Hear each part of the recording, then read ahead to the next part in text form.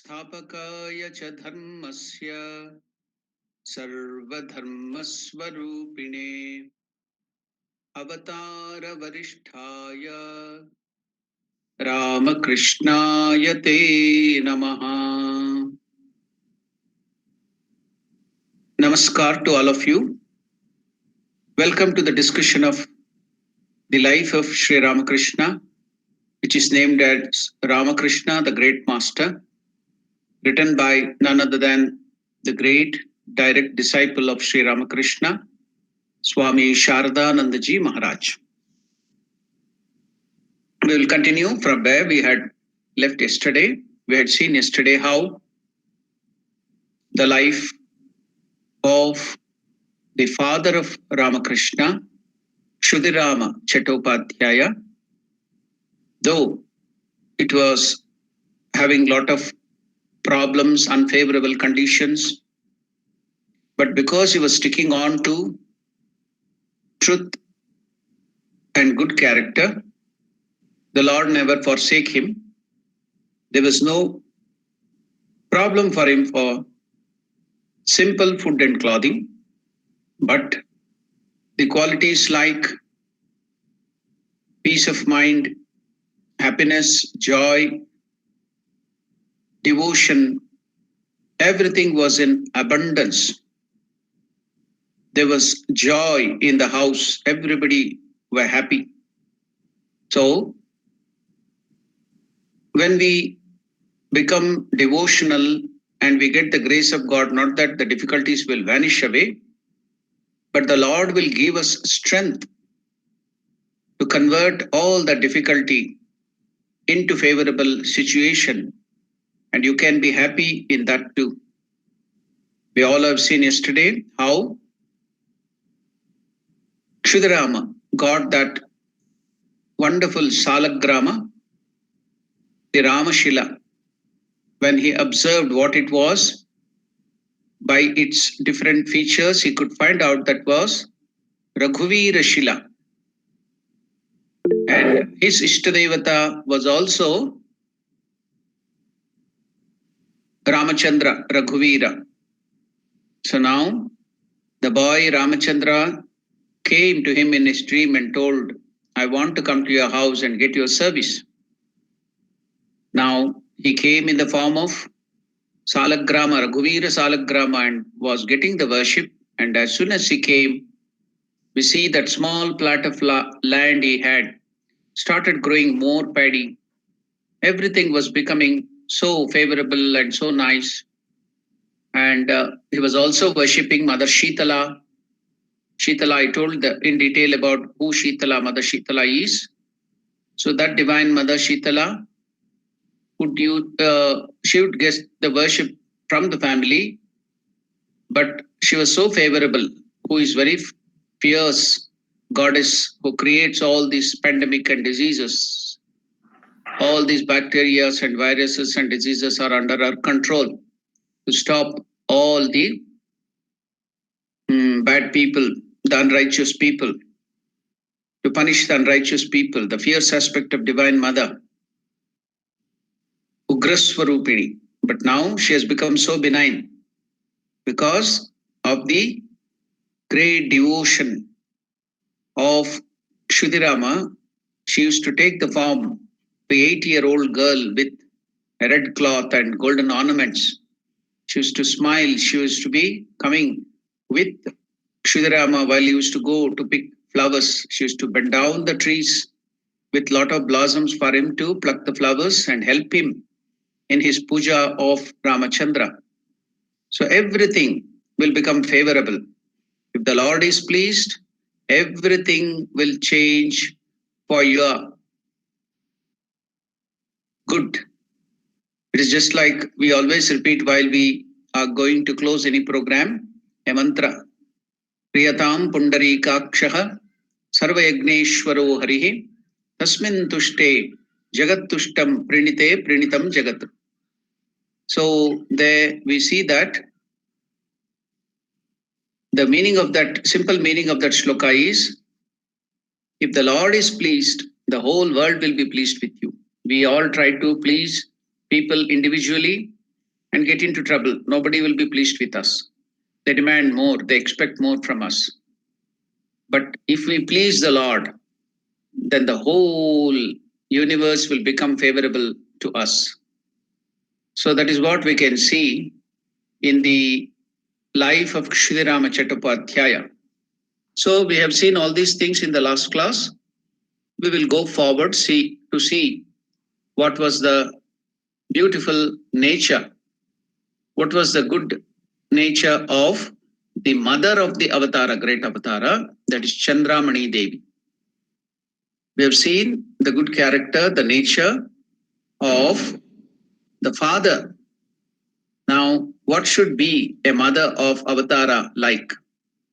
She was simplicity personified. Chandra Devi's loving and guileless nature also captivated her neighbors and made them look upon her as their mother. From no one else did they receive such heartfelt sympathy in their joys and sorrows. The poor knew that whenever they went to Chandra Devi, they would receive not only food but also such a genuine welcome and affection as would fill their hearts with inexpressible joy. See, is it a joke to become the mother of a avatara? The great God, highest God is coming to be born now. To take the position of a mother, she should have such high qualities.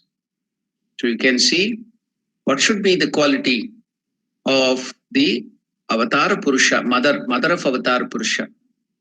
So it is just like the Lord is pleased with her, and he has chosen to become the son of that great mother. Now, if we start inculcating, imitating those good character and nature, it should not be just superfluous. We should gradually take all those good qualities and make it our own. Then we can see the Lord also getting pleased with us. And he may choose us to one day to be our, especially any mother's child. Chandra Devi's loving and guileless nature also captivated her neighbors and made them look upon her as their mother. From no one else did they receive such heartfelt sympathy in their joys and sorrows. The poor knew that whenever they went to Chandra Devi, they would receive not only food, but also such a genuine welcome and affection as would fill their hearts with inexpressible joy. To holy men living on alms, Chandra Devi's door was always open. There was nothing that the children could not coax out of Chandra Devi. She was so simple, like a child, that any child could come and get anything from her if you just tell her some sweet words. So that's what here Shardanandaji is expressing. They would receive everything, whatever they wanted. There was nothing that the children would not coax out of Chandra Devi. Thus, everyone, young and old, was welcome at any time at Kshudiram's cottage, which, in spite of poverty and suffering, always radiated a wonderful peace and joy. Do you know that Brahmanatva, we all speak of Brahmanatva, it is not being born as a Brahmana, that is also has having very good advantage of being in a born in a Brahmana family. We will get so many good samskaras and nature very quickly. But Brahmanatva, the qualities ingrained, if anybody can ingrain those qualities into them, the nature, then they become true Brahmanas. It's a Brahmanatva, it's a position. That's why I explained in the Vivek Chudamani class, but what Lord Buddha has told how a Brahmana should be. In the Dhammapada of Buddha, the original works of Buddha, teachings of Buddha, we find a Brahmana is such a person. He should have these qualities. A very big list has been given. I could read only few of them that day. So it is Brahmanatva, true nature. It here Brahmana is not, it is also to some extent by birth, but in reality it is the work, the karma we do, the nature we have makes us truly what we are. So here we can see that Brahmanatva, in Brahmanatva, all the Brahmanas, you go to all the Puranas everywhere. Most of the time it would be written, most 99.9% Brahmanas would be poor. Why? Because it was not that they couldn't become rich. They had taken poverty as an ornament. Now, just like in Catholic Christian monks, they have to have these three things with them. What is that? Chastity, poverty, and purity. Chastity, poverty, and purity as their ornaments. Likewise, here, Brahmanatva is the deliberately take of poverty. Because if you have too much of riches, yes, simple things, simple living is very good, high thinking. So this will make us forget the Lord, the higher aspirations, the seeking of the truth. That will make us forget it. That's why they used to deliberately take up poverty.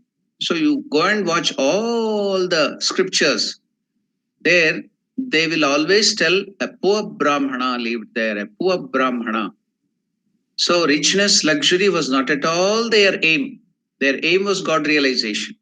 Anybody taking up that, yeah, if it comes, if it is there, if you are born in a luxurious family, okay, be detached and have it. But important thing is higher thinking, higher goal, God realization, seeking truth, helping the world. These are the qualities. So you can see that in spite of poverty and suffering, it always radiated a wonderful peace and joy. So they used to deliberately, purposefully take up poverty on them. Simple living. There was no want of simple food and clothing. So God is always there with you. Yeah, I'm not telling you that you should not be having luxury and richness and all those things. Please have it. But I'm telling the quality of a Brahmanatva, how you can become. So you should not care for those things. So for our monastic members, Swami Vivekananda used to give a wonderful statement. He used to tell for us, the sannyasins, our goal is neither austerity nor luxury, but God realization. So God realization, our mind should be just focused on that. You can see the great scientists are like that. Marie Curie and Pierre Curie, while they were discovering those great truths, they have given such great, wonderful innovations, scientific truths to us in the form of radium, X-ray, and all those things. How hard they used to work. They didn't have time for the family. They were just working for humanity, seeking the truth. They were great scientists. So these are the qualities of Brahmanatva. So if we gain that, anybody, see, even in a foreign country, in Europe, they were great rishis. They were rishis. You cannot deny those qualities. Anybody, anywhere. You are a rishi, you are a saint. So here, Shudaram's cottage, which in spite of poverty and suffering, always radiated a wonderful peace and joy. As already mentioned, Shudaram had a sister named Ramashila and two younger brothers, Nidhiram and Kanairam. So you can see Ramakrishna's father, Shudaram Chattopadhyaya, had a sister named Ramashila and two younger brothers, Nidhiram and Kanairam. The latter being also called Ram Kanai. Kanairam was also called Ram Kanai. Kanaiya means Krishna. Rama, you know. Another short name for Krishna is Kanhaiya. You go to South India, the same thing. You can see Krishna's another name is Kannaiya. So in North India, Krishna is called Kanaya. The same thing, you see, very near. So the latter being also called Ram Kanai. At the time of his loss of all his property, Kshudiram, on account of the dispute with the landlord of Derepur, his sister was 35 and his brother 30 and 25 respectively. But then all the three had married and set up their own homes. Ramshila was married to Bhagavata Bandyopadhyaya. Bandyopadhyaya means in Bengali it is pronounced as Bhagavat Banerjee, Bandyopadhyaya or Banerjee, who lived at Silimpur, a village about 12 miles west of Kamarpukur. She had a son, Ramchand, and a daughter, Hemangini. At the time of Kshudiram's misfortune, Hemangini was 16, and Ramchand, who had then begun to practice as a muktiyar, a pleader in the court, was about 21. Born in the home of her maternal uncles at Derepur, Hemangini was a greater favorite with them than her brother. Kshudiram brought her up like his own daughter. And when she reached the proper age, he himself gave her away in marriage to Krishna Chandra Mukhyopadhyaya of Sihor. It's very important here because the son of these two couple, Krishna Chandra Mukhyopadhyaya and this daughter, Hemangini. So, was none other than our great personality will come to serve Sri Ramakrishna during the period of his sadhana in Dakshineshwar. He took care of Ramakrishna with so much of great care.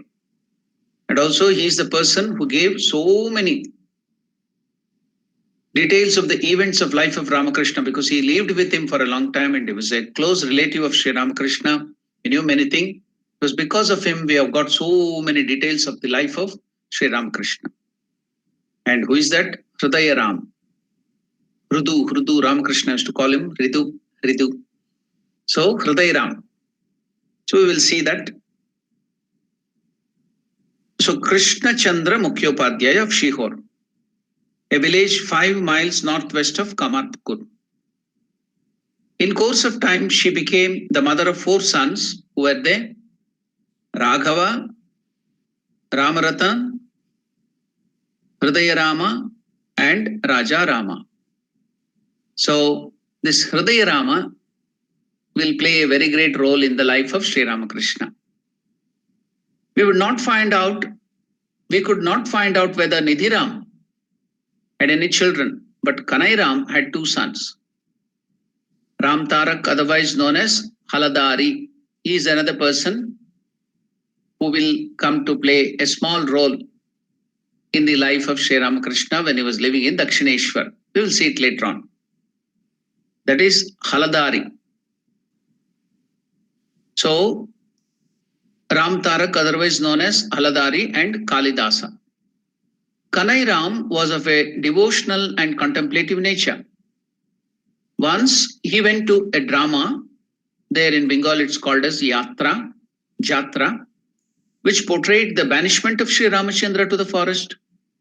The performance became so realistic to him that he took Kaikeyi's secret plotting and scheming to be real and was on the point of striking the actor who played the part. He wanted to go and beat her, Kaikeyi, because he thought the drama is so realistic. He got identified with that. On the loss of the ancestral property, Nidhiram and Kanairam, it appears, settled in the villages of their father-in-laws.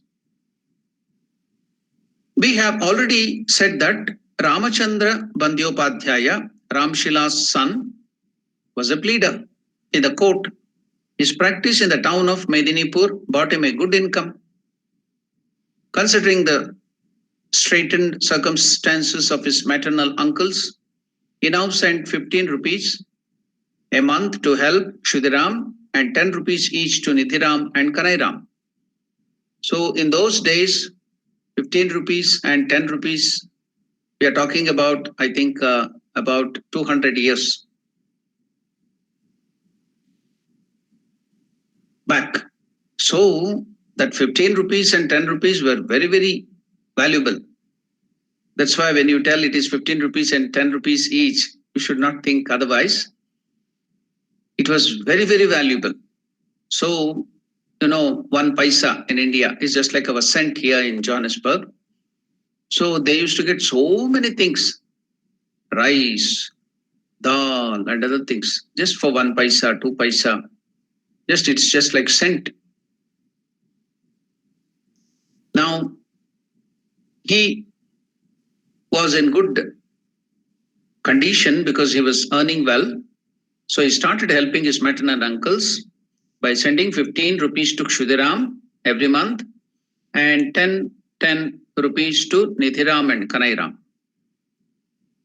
If Kshudiram did not hear from his nephew for some time, he would become anxious and hasten to Medinipur to see him. We were told of a strange incident which occurred when Kshudiram was once going to Medinipur in this way. We relate it here as an example of his deep devotion to God. Now, the good nature and other traits can be seen when it comes into action.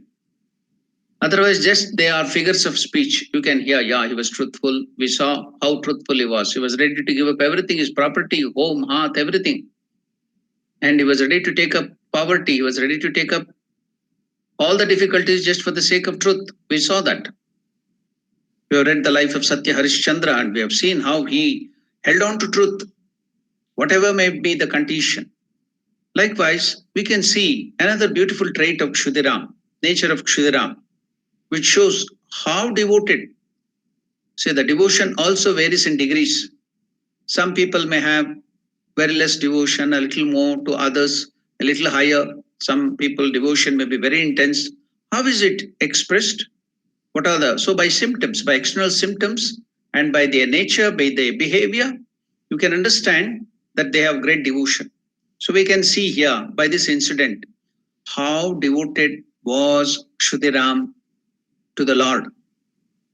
So Medinipur is situated about 40 miles southwest of Kamarpukur. Having had no news of Ramachandra and his family for a long time, Kshudiram set out one day to see him. In those days, there was no WhatsApp, there was no Twitter, there was no Facebook, or there was no even telephone call, no telephone, not even telegram, or any other thing. So even postman or post was also very, very rare. That postal system had not yet come to India, maybe at that during that period. So you have to go personally to other place, or people coming from that village should bring the news, that's all. Other than that, you don't get any news. So Medinipur is situated about 40 miles southwest of Kamarpukur. Having had no news of Ramachandra and his family for a long time, Kshudiram set out one day to see him. It was probably during the month of Magha or Palguna, January, March, the equivalent to Magha and Palgun. These are the Indian months. In the Hindu calendar, the months are told as this: Jeshta, Ashada, Vaishakha, like that. Magha and Palguna means it's equivalent to January and March, the English calendar.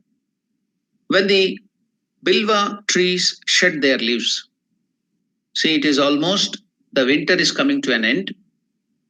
So now the next season before that, all the Bilva trees will shed their leaves. You know that all the trees, not only Bilva, all the trees will shed their leaves and it will start giving new tender leaves in the Vasanta, that is the autumn or spring. So now it will be very difficult to do the worship of Shiva because there will be scarcity of Bilva leaves. Because Shiva likes Bilva very much. I think I've explained why Shiva likes Bilva in some of our earlier classes.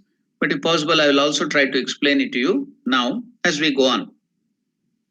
So it will be difficult until new leaves appear. Leaves of bilwa trees are necessary for the worship of Shiva. Shuddharama had been experiencing this difficulty for some time. He was not getting good and many number of bilwa leaves for the worship of Lord Shiva. See, this family is a Vaishnava family where Vishnu is worshipped supreme. But see, this household in India, there was no fanaticism. Anybody could choose anything, they could worship because it is all the same aspect of the Lord, one Lord. So they used to worship Shiva. There was no inhibition, there was no problem for them. So they would be equally devoted to Lord Shiva, Divine Mother. See, Shitala Devi was worshipped there as a family deity, and Ramachandra was their Ishtadevata. But at the same time, they are worshipping Vishnu and Narayana. They would not degrade like some of the people in the modern age. They become fanatics and they tell Shiva as a demigod and he should not be worshipped like Vishnu, or even the contrary. The devotees of Shiva, whom they call the claim that they are devotees of Shiva, and they will start hating Vishnu or Rama or Krishna. That is very bad. That is not devotion at all. It is called fanaticism. So Ramakrishna used to not like that aspect. You love your deity. You have intense devotion to your Ishtadevata, but it is not license for you to hate or deny or degrade any other gods and goddesses, because it is the same expression of the same Lord, your Ishtadevata, in that form. For people of different nature, for people of different tastes. So we should never have that attitude of hatred to any gods or goddesses, because it is the one same Lord who is expressing through so many different forms. So he started very early, Kshudiram, and walked steadily until he reached a certain village at about 10 o'clock in the morning, finding that the bilwa trees, they were already in leaf. So now, though it was just January, December, January, or between the January and March, some of the trees, they will start bearing the leaves or young tender leaves earlier itself. It all depends. So he sees while walking, he has come half the way, that 40 kilometers. He has walked nearly half, walked steadily until he reached a certain village at about 10 o'clock in the morning. He had started very, very early in the morning. So it is now very hot. Finding that the bilwa tree there was already in leaf, his heart leaped with joy. And all thought of proceeding to Medinipur left his mind. See, that raga, attachment to his kith and kin, when it comes to God, forgot everything. He was going to see that Ramachandra in Medinipur. Half the way when he came, it was very hot now. You know, in Bengal, it will be very, very sultry, it will be very humid, and sun will be very scorching. So he has come half the way. When he saw that blossoming and that blooming or that young tender leaves of bilwa, he became so happy. Immediately it brought the memory of Lord Shiva, devotion to Lord Shiva. He forgot his kith and kin. He was going for a different purpose. We, on the contrary, we will be going to some good things, and when we see some worldly things, worldly enjoyment, we forget everything and rush towards that. But here it is contrary, it is opposite. For the sake of God, devotion of God, you would forget this world. So you can see, there is no attachment, moha.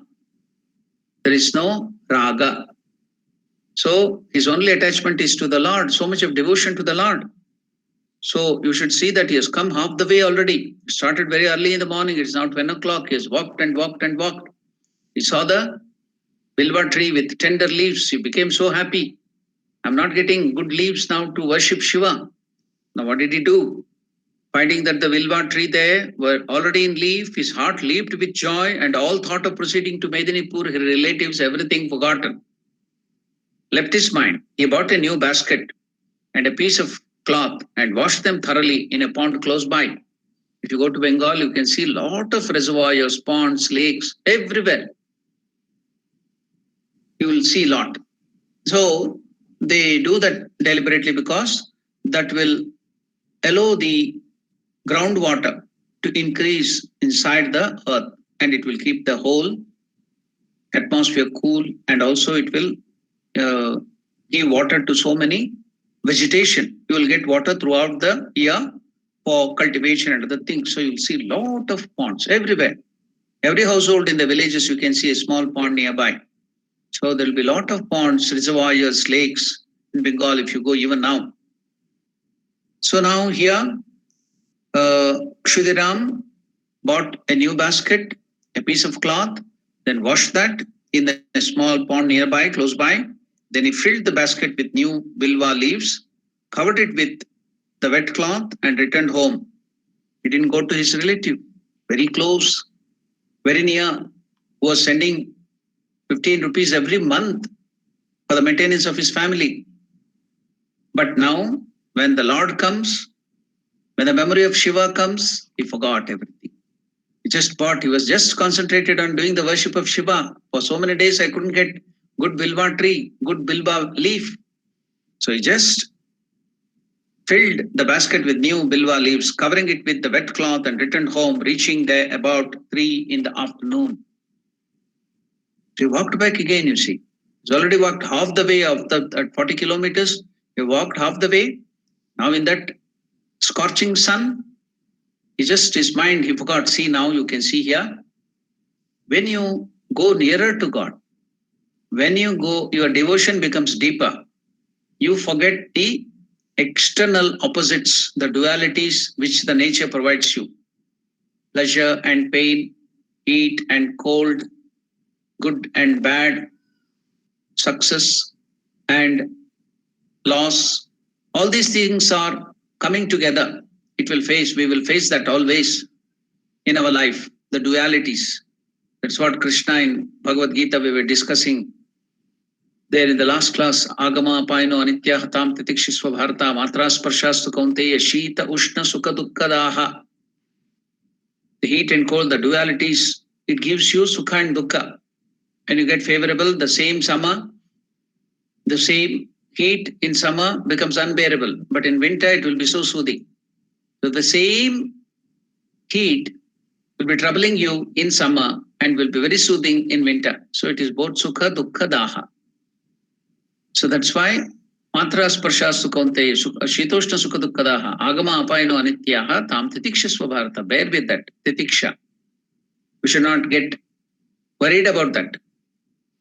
Ignore it. So what for? For the higher purpose of your true nature, realizing your true nature. So as you go deeper towards the God, these things are forgotten. You will not be aware of the external surroundings at all. Now his devotion to Lord Shiva was so much so that he forgot that he has walked half the kilometer now in that scorching sun. And when doing all those work, he came back, it was 3 o'clock in the noon. Back to his house, he's not aware of his hunger, he's not aware of the heat, he's not aware of the weariness and tired. He's so tired walking all these things. And again coming back. Early morning, he started maybe at 5 o'clock or 4:30, doing all the preparations to go there. And now he's returning back. He reached his destination. He didn't go to see his kith and kin. It was so dear to him. He came back. Why? Simply because he got bilwa. Simply because while coming back, he could have done that. No. Immediately, whatever you do, you have to do immediately. If you get that anything of God, you have to do immediately. Should not delay. You might be hearing some people in India always telling, Shubhasya Shighram, Shubhasya Shighram. Shubhasya means good works. Shighram should never be postponed. It should be done quickly. That's the saying in India. But there is another part of it, and that is also very important. And who told this? You'll be surprised to hear. Who told this teaching? Who gave this to whom? Sandarbha. So now we'll go back to Ramayana. In Ramayana, when Ravana was hit by the arrow of Rama and was on the verge of death, he was lying down. Then Rama, the great Ramachandra with so much of good quality, he told, yeah, until now he was the enemy, he was fighting us, he was taking away the wife, that is Sita, and doing all the wrong things. Yeah, he was our enemy. So we have now put him down. But now he's on the verge of death, he's no more enemy. We have to forgive all the things of the enemy. So now he told, see what great nature, great character of Ramachandra. But go, Lakshmana, a dying man always tells truth. And he's praising Ravana's good character. He's a great Brahmana. Ravana was a Brahmana. He was in the lineage of Pulastya Maharshi and Kashyapa Maharshi. Though he was a Asura, he was a demon. He was a great Brahmana. He had studied Vedas. He was a great Pandit in Vedas. He was a great Shiva Bhakta. He has written that Shiva Tandava Stotra, Ravana Krita Shiva Tandava Stotra, very famous. So now such a person is dying. Now, though he had done so much of harm to Ramachandra, he had tortured him and his wife by kidnapping Mother Sita, and so many days he had to suffer for that. But the moment he is now on the deathbed, he's dying, forgot everything. He's praising Ravana. Good qualities. See, seeing goodness in his enemy too. Enemy, he is no more enemy now. So he's telling, is all these good qualities go to him. A dying man always tells the truth. Get some, that it may go away. Will be lost to the posterity. Get the best thing of him. Then Lakshmana went there. He stood at the head, and I asked him, give us some truth. Give me some truth. Then Ravana turned his head like this. He didn't care for Lakshmana. He got angry. He came back. See, he did like that. He insulted me when I went to ask him the truth. Where did you stand? When you want to get something, the truth, then he becomes the guru. You becomes the disciple. You become the disciple. So the disciple should take the place at the feet, not go and act in ego. You have to be humble. And Ramachandra himself went, stood at the feet and asked. And Ravana started telling. What was the teaching, beautiful teaching which Ravana gave? That a very beautiful statement everywhere in India they use it. That is the first part of it. First line is Shubhasya Shigram. The next part is Ashubhasya Kala Haranam. You can memorize it. It's very good. Shubhasya Shigram Ashubhasya Kala Haranam. Ravana explained it. What is that? Say, I wanted to make my Sri Lanka, my kingdom, a golden kingdom, more beautiful than heaven. He did it. It was called golden. Suvarna Nagari. Sri Lanka was called golden. He made it everywhere golden. Ravana, when he bound Hanuman, he destroyed it. He burnt it all. Beautiful city. He did Sri Lanka into a wonderful place. So beautiful. All the people were very happy. He did all those things. So he's telling, I had a dream that I should serve the people of Sri Lanka, do good to the people, build a Suvarna Nagari, and make it more greater than the heaven of the Indra. And that is very good work. Shubhasya Shigram. I didn't do it fast. I delayed it. See, I couldn't complete it. And now, Ashubhasya Kalaharanam. Bad things are to be delayed, postponed. Kalaharanam, postponed. Bad things, we get so many bad ideas in our mind. What we do is, we do it quickly. We go on to do it very quickly. But good things, we go on postponing, procrastinating. See, this is our nature. Most of us are like that. We have to come out of it. Because Ravana is telling, see, I did this. I had to do the good thing very fast. I didn't do. And the people are suffering. And the bad thing, I should have not kidnapped Sita. I did it very fast. And see, I am now dead. I'm almost dead. On the verge of death. So, my final teaching, the essence of all my teaching, Shubhasya Shigram. Do not postpone good deeds. Do it fast. No procrastination. Don't be lazy. There is a saying in India, there is no medicine for laziness. No doctor can cure it. No medicines can cure it. You have to come out of it. I have to come out of it. Is there any medicine for laziness? No, no medicine. Nobody can give you medicine. So, Shubhasya Shighram, do not delay any good work. Do it fast, do it quickly. Take it up quickly. Ashubhasya Kalaharanam, bad deeds, postpone it, postpone it, postpone it, put it off, delay it. And we do the opposites and see we suffer. Why do we suffer? We are doing the opposite. And the dying Ramana gave this wonderful statement, truth, that too in the presence of Sri Ramachandra.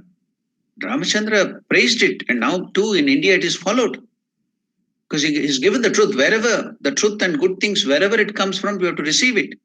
That is the greatness of we Hindus, the Vedantins, Indians. Let the truth come from all sides. Ano Padraha Kratavu. From every direction, let everything come, good things from all the directions. So, Shubhasya Shighram, Ashubhasya Kalaharanam. Do not postpone good things, do it very fast. Shubhasya Shighram, Shighram is very quickly. Ashubhasya Kalaharanam. Go on delaying, postponing the bad things.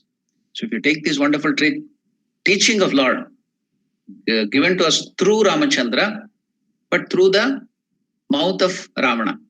Ramachandra is only made this opportunity. And people are following it in India. They do that. They quote this. We are always, from our childhood, we used to hear this. The first part. Shubhasya Shighram, Shubhasya Shighram, any other good work in other good works, they used to always quote this. Shubhasya Shighram, Shubhasya Shighram. And the other thing is Ashubhasya Kalaharanam. So, you have to teach these to our children from the childhood.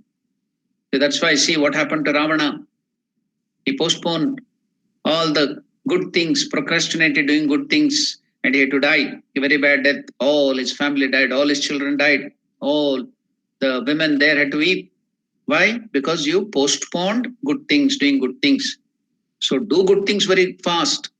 Otherwise, you and your family will suffer. Postpone all the bad things. Go on delaying. Postpone it. Put it off. So this is a wonderful teaching. So if we teach our children and also start we practicing that, then we can come up in life. We'll be happy.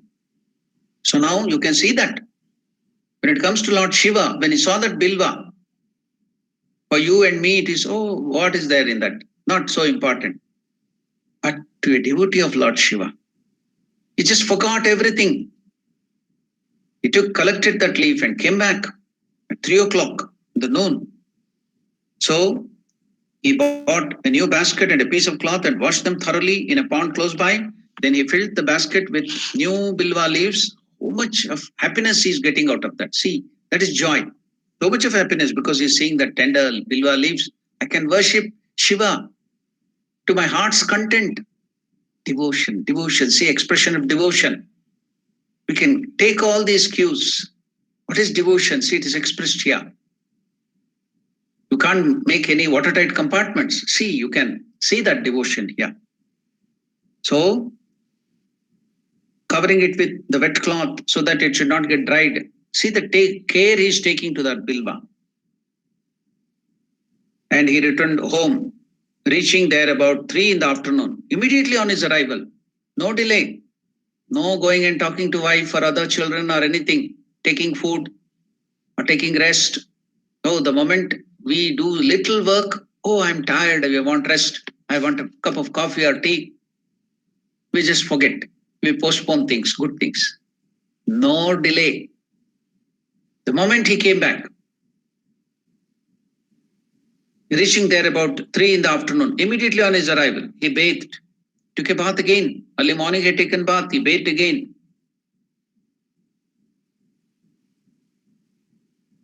And then for a long time, joyfully, for a long time, joyfully worshipped Shiva with these fresh leaves. The great god Shiva and Shitala. In Bengal and other places, they call Shiva as Devadideva Mahadeva, the great god, Lord of the Lord. Devadideva Mahadeva. When we give Jaykar to Lord Shiva, they give it in this manner. Devadideva Mahadeva ki Jai. So now we all of us have to utter that. Devadideva Mahadeva ki Jai. So Immediately on his arrival, he bathed and then for a long time joyfully worshipped. Joyfully, that expression is very important. Joyfully. He feels that joy in worshipping Lord Shiva. With these fresh leaves, the great god Shiva and Shitala, who is a manifestation of Divine Mother, not until he had finished the worship did he sit down for his meal. For a long time, see, it is already 3 o'clock. He came there, he took bath, he made the preparation for his puja, he worshipped Shiva with that bilva leaves to his heart's content for a long time. Maybe it was 5 o'clock or something. Then he sat for meals. Then only after finishing that, he got the idea of body or hunger, anything. Until then, it was filled with devotion to Lord Shiva. First, the good job has to be finished. Not until he had finished the worship did he sit down for his meal. Now, it was the turn of Chandra Devi to be surprised. You went early in the morning, you made all the preparation to go to meet Ramchandra there in Medinipur. And now you have come back at this late hour, 3 o'clock. Now, instead of coming and taking food and other things rest, you just ignored everything, took bath and did puja of Shiva with that leaves. So she was surprised. What is this? What happened to my husband? So Chandra Devi now thought this to be the right moment to ask after he has finished Shiva Puja with that Bilva leaves, right moment to ask him why he had not gone to Medinipur. When he told her everything, she was amazed to learn that he had come back all the distance solely on account of his eagerness to worship Shiva with the leaves. See here. He's a Rama Bhakta, his Ishtadevata is Ramachandra. Rama himself has come pleased by his devotion. But is there any difference between Shiva and Vishnu here? He's loving Shiva, he's worshipping Shiva with the same zeal. So he sees Lord Shiva, also Ramachandra, and not a separate thing. That is Indian culture, that is Hinduism. These are the things we have to emulate. This is Sanatana Dharma, no fanaticism. It's the same express of one divinity. I just remembered one story. There was one devotee of Lord Shiva who loved Shiva very much. Okay, that was good. But he didn't like Hari, Vishnu. He hated Vishnu. So what did he do? He used to not go to Vishnu temple. He used to not see Vishnu images, only Shiva. Fanatic. Now, one day, while he was digging the ground for some purpose, maybe for planting a tree or building a house or something, while he was digging, he found a image deep in the ground. What was that? He was happy to find the image. What was that? While he was started cleaning, he saw Lord Shiva's image. Very happy, my Ishtadevata. But as he went on cleaning, he saw the first half was Shiva, the other half was Vishnu.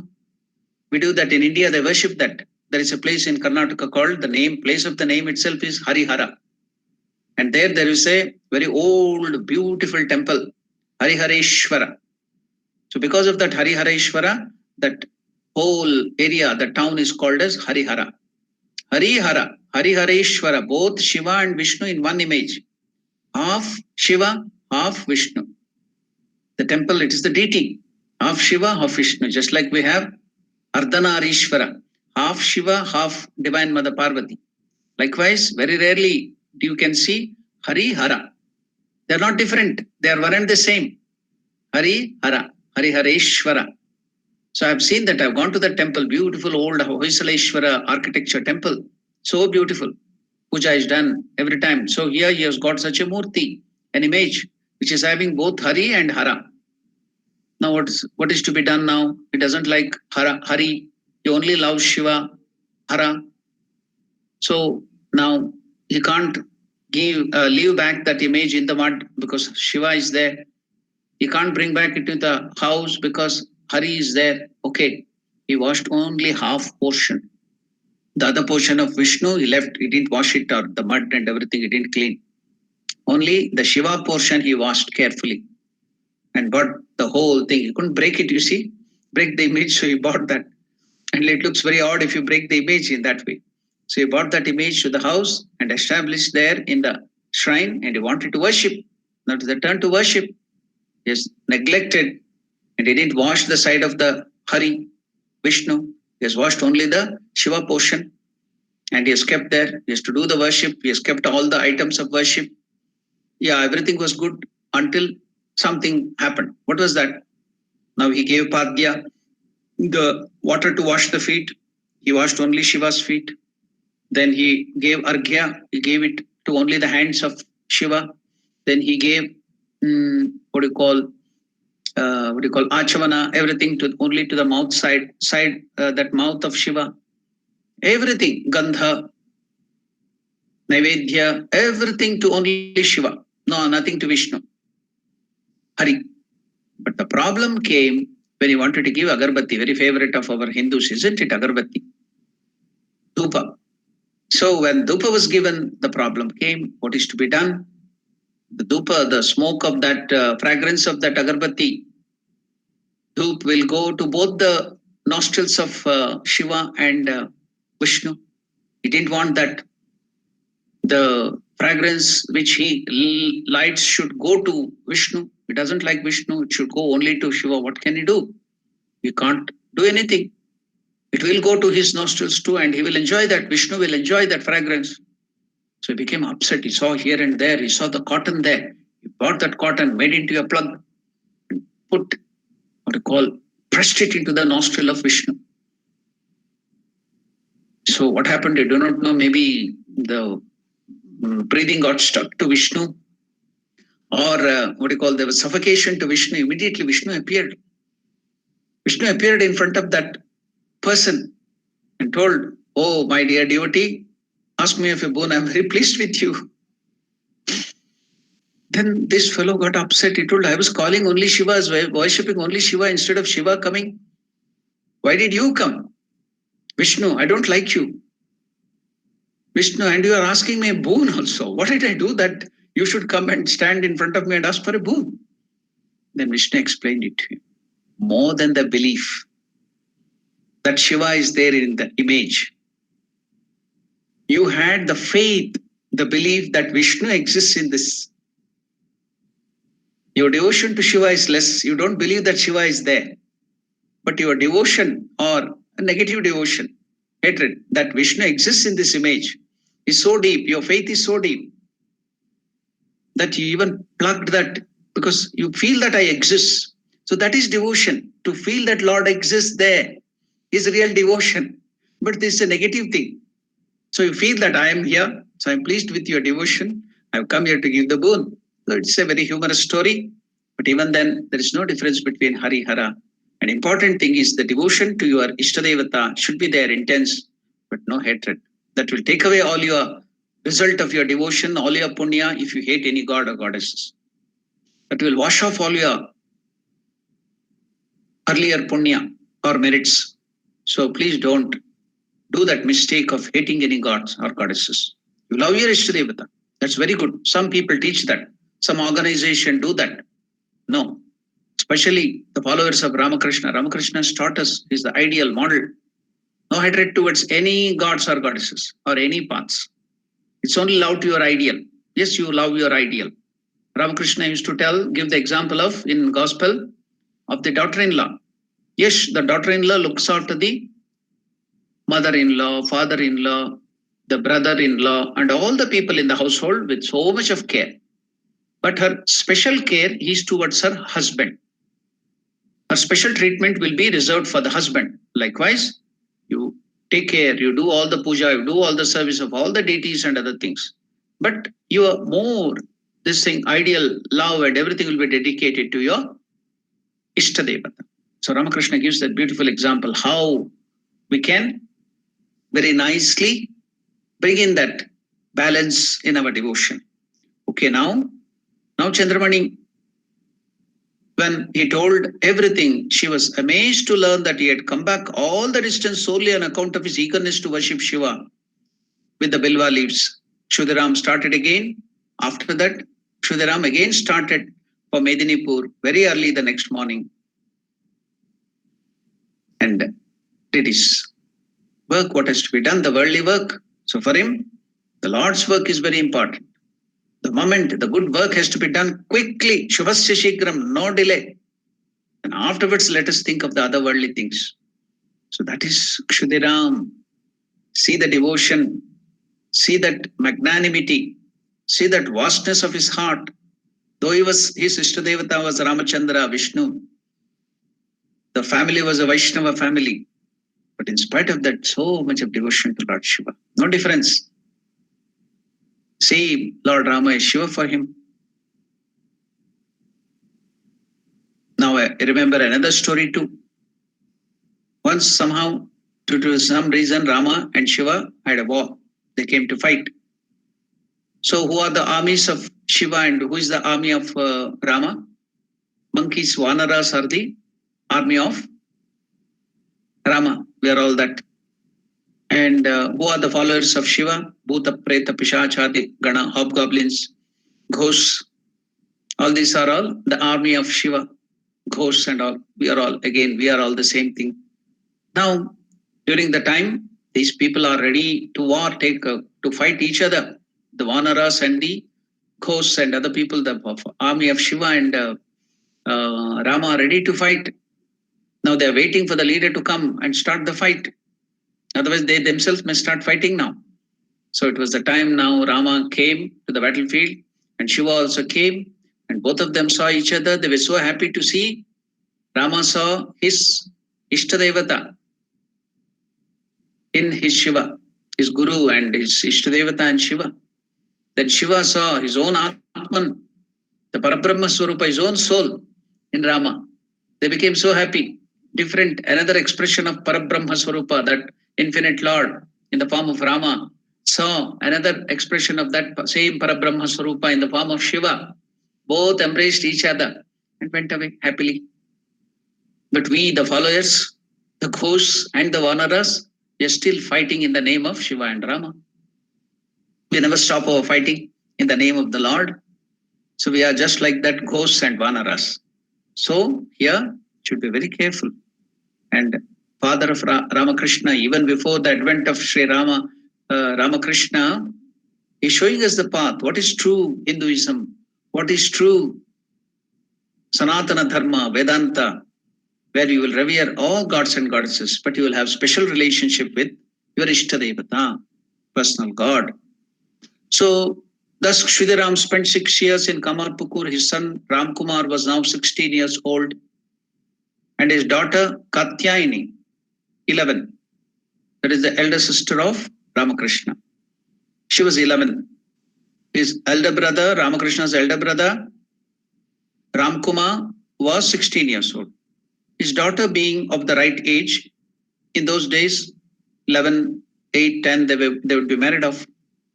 The child marriage was very prevalent in India. His daughter being of the right age, he gave her in marriage to Kenaram Bandyopadhyaya, who lived at Anur, a village 2 miles northwest of Kamarpukur.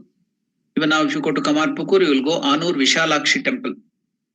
So that Anur is there. She was married off to that place, to Kenaram Bandyopadhyaya, who lived at Anur, a village 2 miles northwest of Kamarpukur. Well, Ramkumar was married to Kenaram's sister. Ramkumar had by then finished his study of Vyakarana. That is Sanskrit grammar is called Vyakarana. Panini has written that grammar, and Sahitya, literature, in Sanskrit school near the village, and was now studying Smriti, the laws governing the Hindu society and religion. It goes on changing. So another 3 or 4 years passed. By the grace of Sri Raghuvira, Kshudiram was now considerably more prosperous than before and free from anxiety. He could give all his time to God.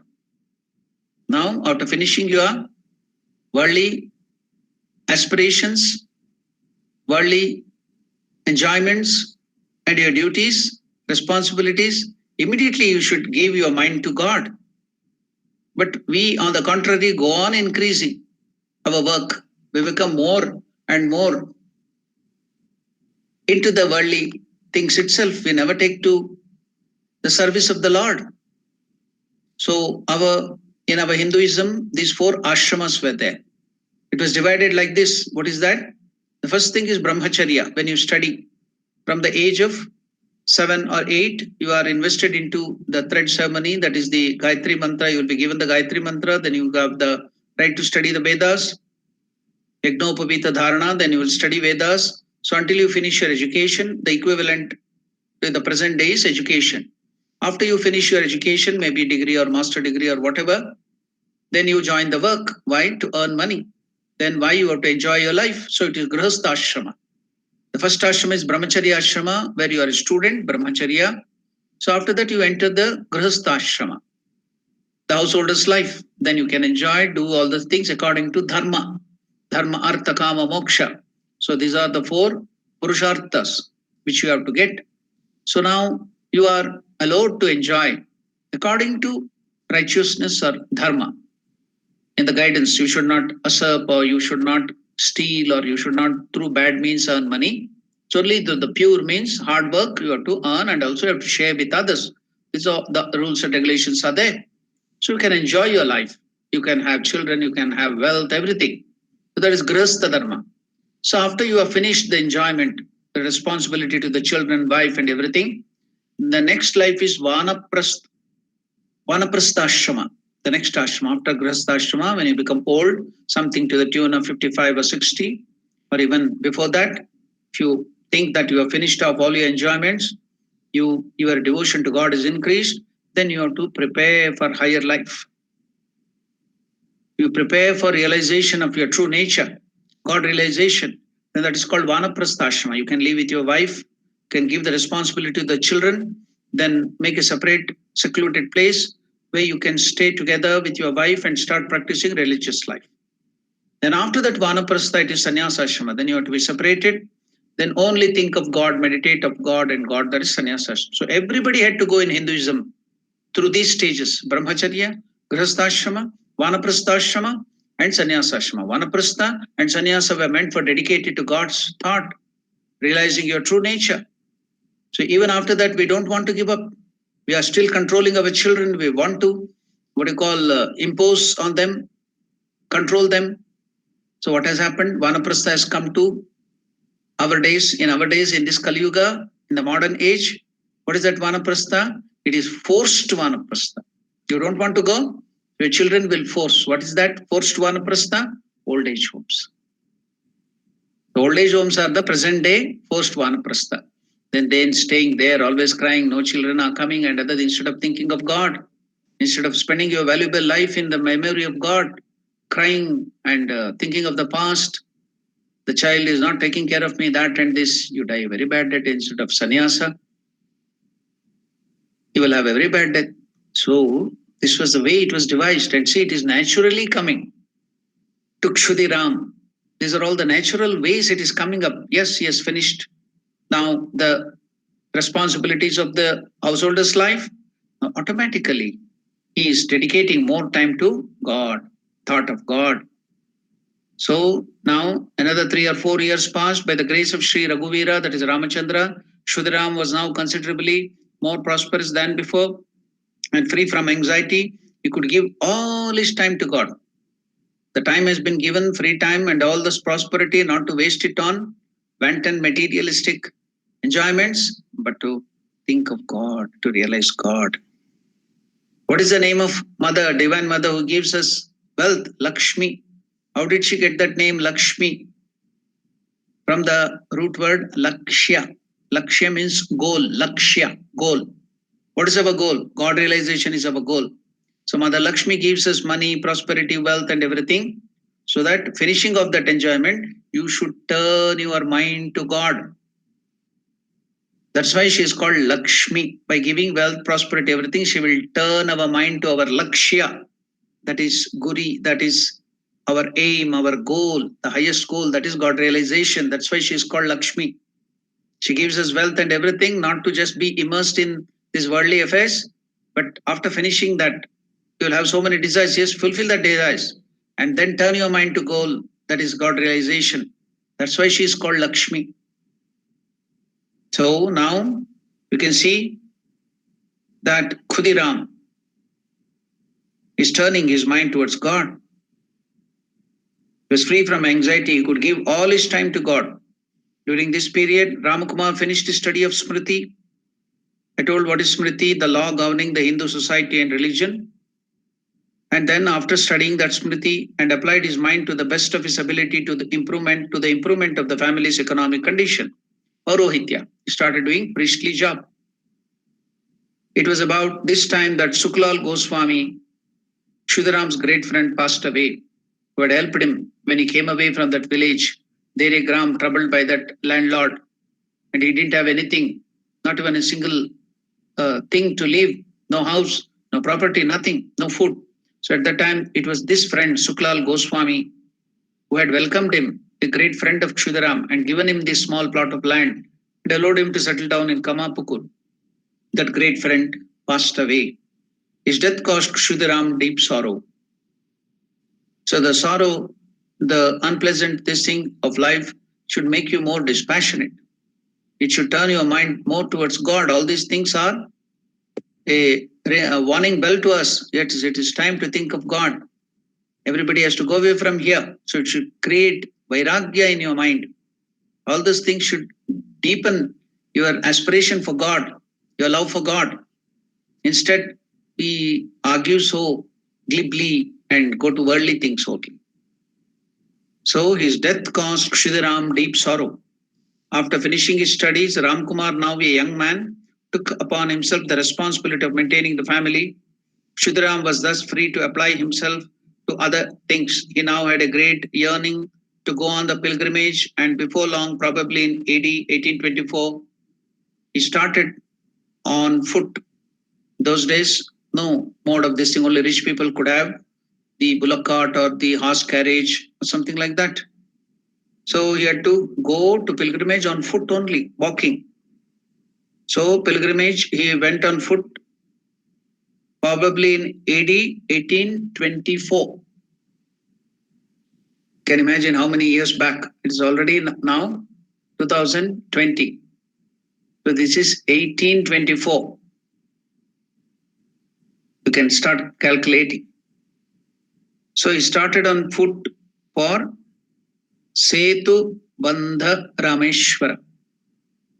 In Hindus, there is a belief that you have to visit Rameshwaram, where Ramachandra had established a Shivalinga that is called one of the Jyotirlingas to worship. And it was, that story that Rama had to worship Shiva there at the tip, Rameshwaram. It's very near to Sri Lanka.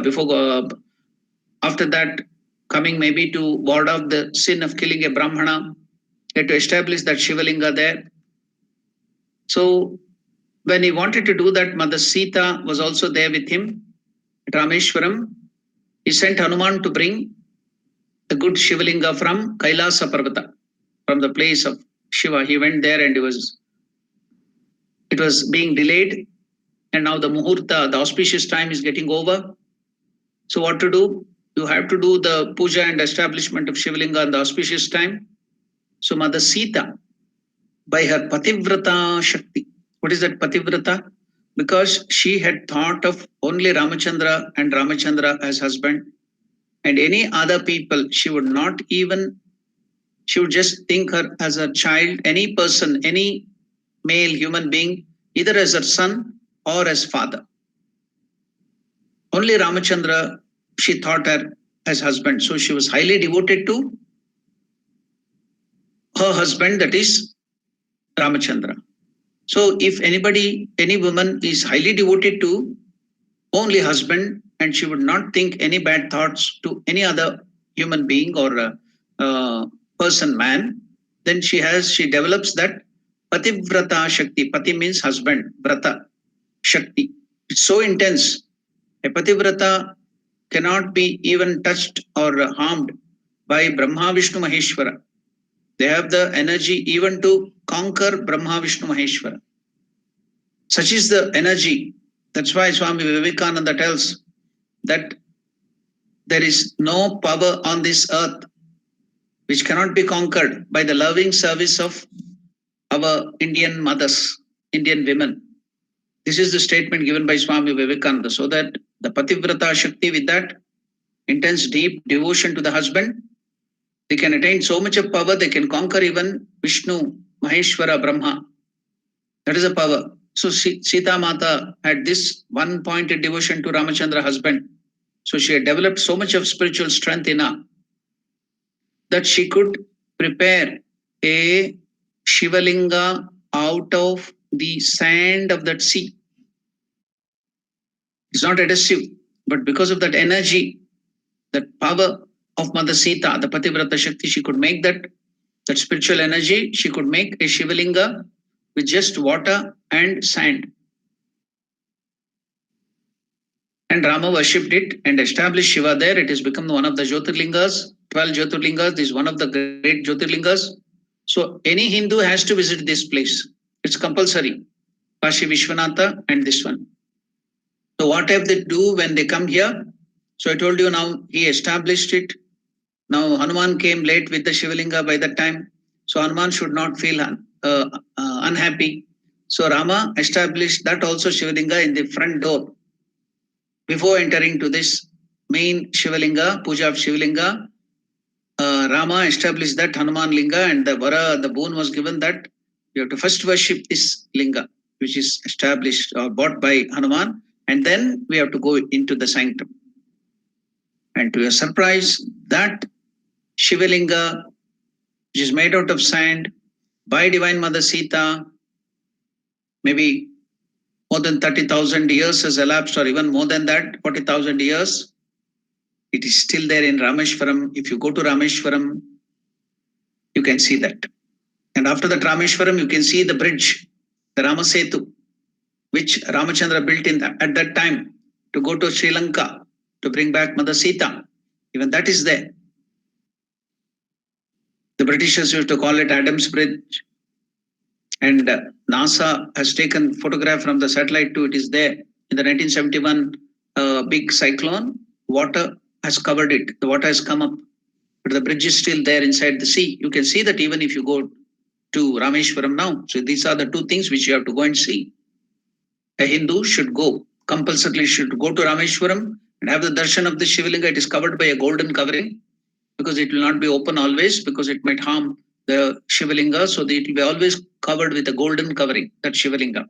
Very rarely the thing is open. When Holy Mother went there, when Holy Mother Sharda Devi went to Rameshwaram, because she was the Guru Patni of Vivekananda. Vivekananda was the Guru of the Raja of Ramanad, because that Ramanad, or that place where that Rameshwaram is there, it was ruled by one particular king from days of yore.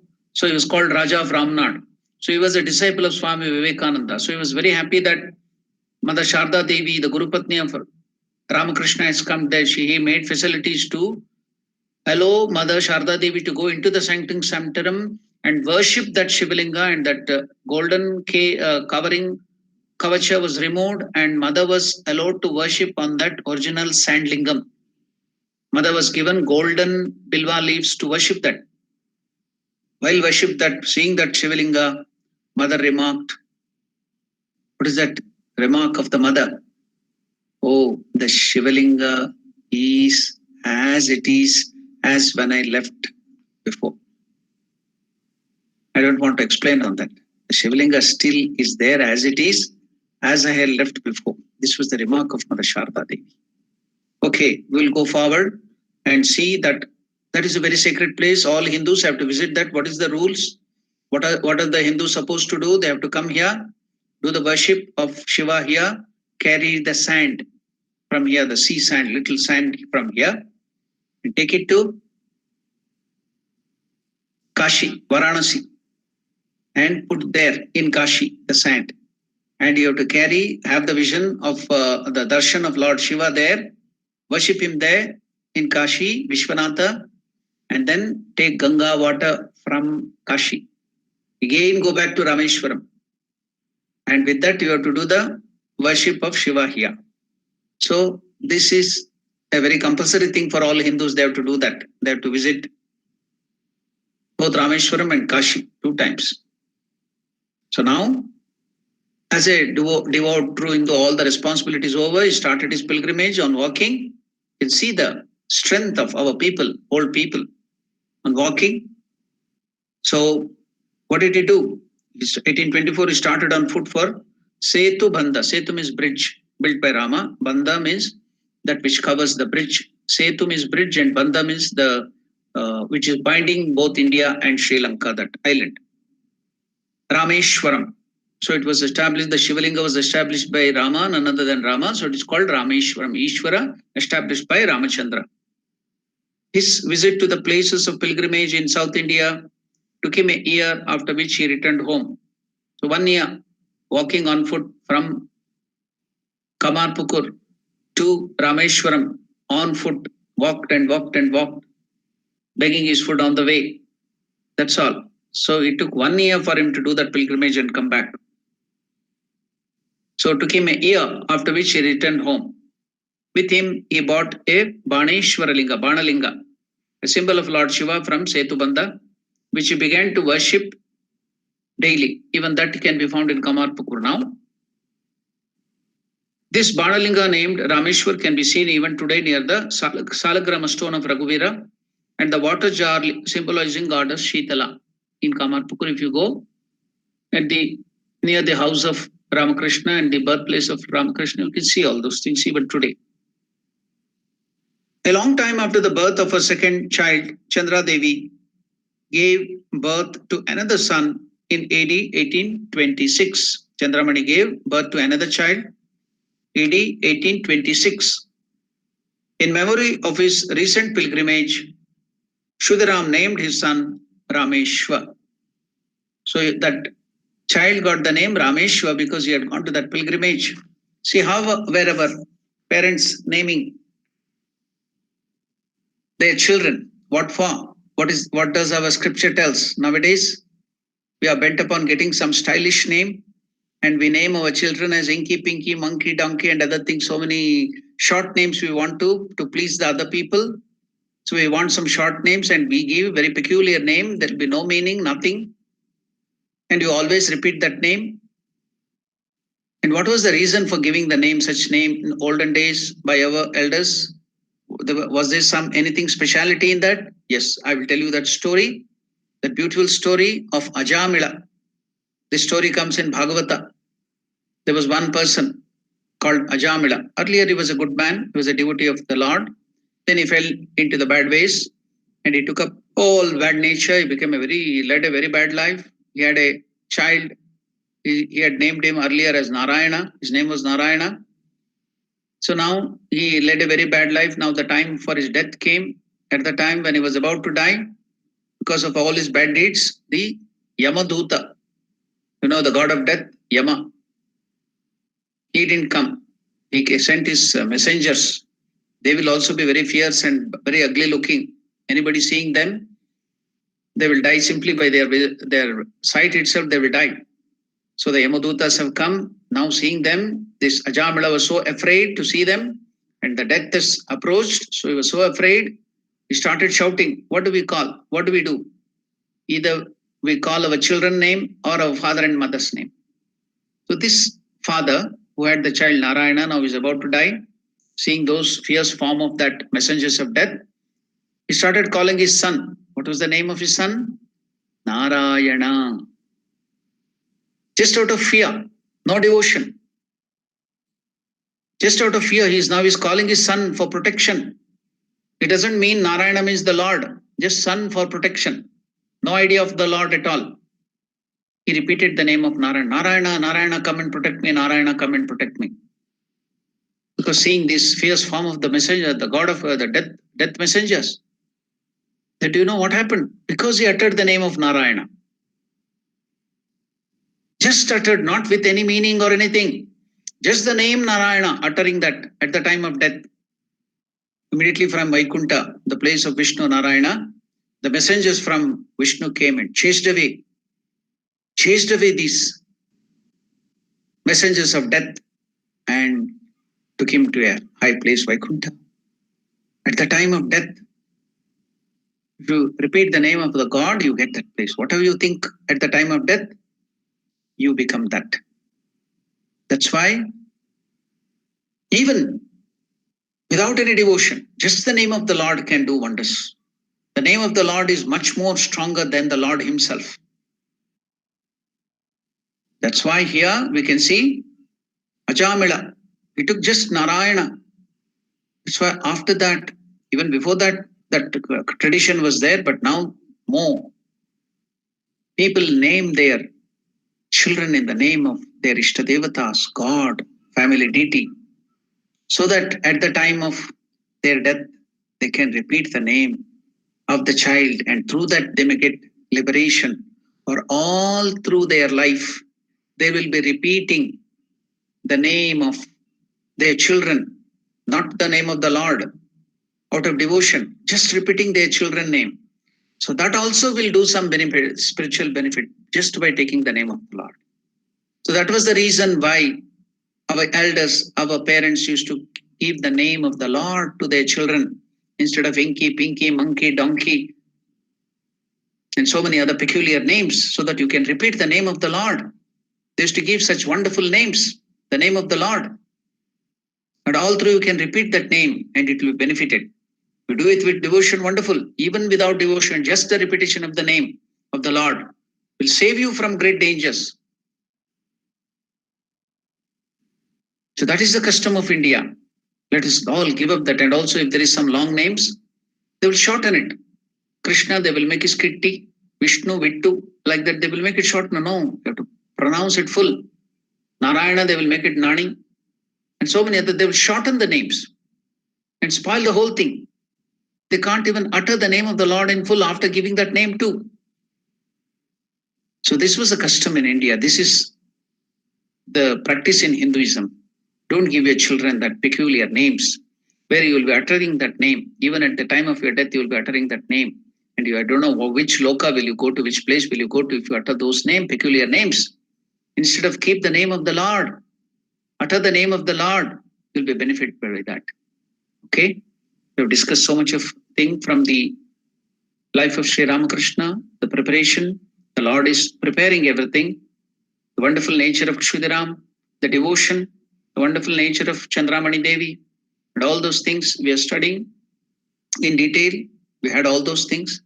Now it is time for Sri Ramakrishna to come, maybe in another. Everything is getting ready. Maybe in next class or the next class, we may see the advent of the great avatara, Yuga Avatar Sri Ramakrishna. Until then, we shall wait. We shall meet again in the next class. I think today is Monday. We'll be meeting again on Thursday, same time, and again Friday, same time, then again Sunday, same time, Monday. So these are the days when we will do the study of the life of Sri Ramakrishna. So today evening, we have puja class at 6 o'clock in the evening, our South African time. Puja, worship of the Lord. What is the science of worship? Then tomorrow evening, we have Viveka Chudamani, the great work by Shankaracharya on Vedanta. Then on Wednesday, we have Bhagavad Gita, second chapter, 14th verse. No, sorry, it's not 14th, it is 56th verse. Then on Saturday, Thursday, Friday, we have this class. And Saturday, we have, that is the morning class, so that is our study of the life of Ramakrishna.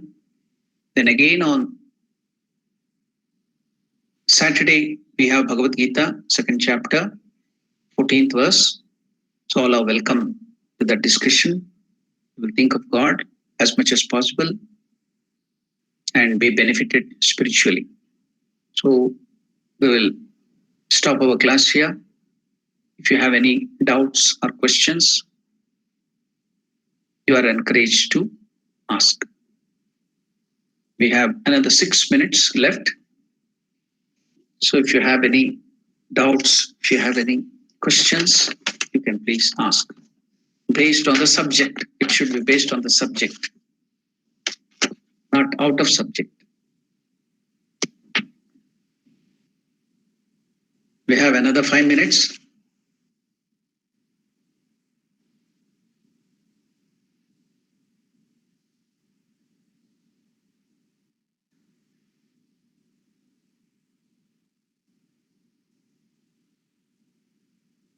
So Naresh, do you have any announcement to make?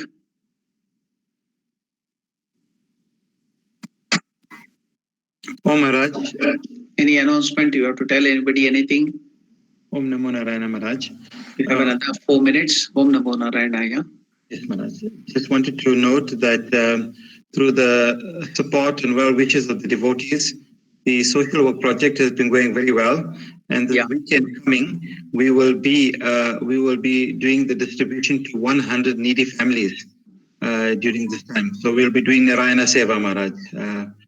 That's wonderful. I saw one question by Parameshwar or Muneshwar, somebody here. One question arose in that typing in that column. How Maharaj, to increase japa or increase number of japa or something like that I saw. Yes, Can I Maharaj. again see that or hear that question if possible? You can mention that question because I saw that very for a short time there on the bottom. Maharaj, it says how to increase the japa in counting. Yeah, how to increase the japa in counting. You know, all of us have a very bad quality called greed. You know, in us, all that in the Arishad Vargas, the enemies, one of the greatest enemies is greed. So Ramakrishna tells that we have to turn everything, all these things, kama, krodha, that is intense desire, lust, krodha, anger, then greed, moha, mada, matsarya, arrogance, everything towards God. If turn towards the world, all these things, if we have these natures in us, it will lead us astray and put us into trouble. These are the enemies within. But if you turn that to God, it will be deified, it will be divinized, and it will help us move towards God. So now this thing called greed in us, it is in everybody. So we start counting the money, we will be very happy. If we start seeing all the accounts in the bank and other things, we'll be very happy. Now, likewise, now we can turn this greed towards japa. Start writing how much japa you have done today. Then offer that japa, that whatever Guru has told, morning and evening, that much minimum, if possible, increase that to a little more. Then after that, you love so many people in your family, maybe your child, your grandchild, your mother, your father, your wife, your husband, or anybody for that sake whom you love. Start doing another 108 japa and offering to their welfare. It will do them a lot of good. If you have some problem, if they have some problem, diseases and other things, anybody may ask you, I have some problem, I have some disease. So do the japa in their name. Do the japa, complete the japa 108 or even more, 1000 or 500 and offer for their welfare. So like that, if you go on offering to so many good people doing that japa, it will increase. And write it down every day how much you have done in a diary. Then the next day when you see that, you will get a competition within yourself. Oh, today I've done this much, tomorrow I have to increase a little more. Then increase a little more, little by little. Nothing should be done overnight. You should not increase drastically or something. Gradually, little by little, little by little. You can increase and you will see within a matter of 6 months or 1 year, you will have increased so much. Then you should compete with yourself. We should not compete with others. What was I yesterday? What am I today? What will I be tomorrow? Compete with yourself. So you can turn that greed. I want more. I want more. I will increase more. Take the name of the Lord more.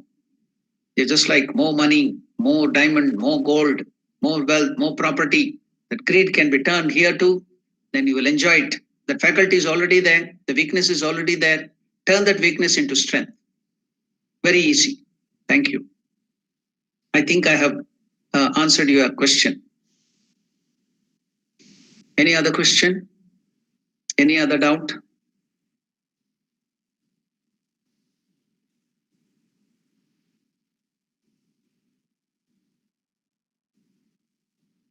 Yeah. So I think it's exactly 8 o'clock now. We shall close this session by the prayer.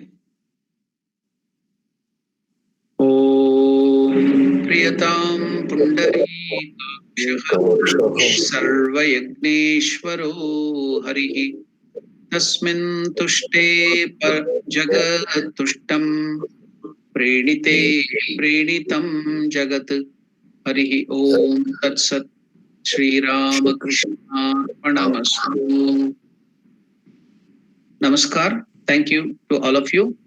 We'll meet again on Thursday or today evening in the puja class, whenever you are free. Om Namo Narayanaya. Jai Ramakrishna.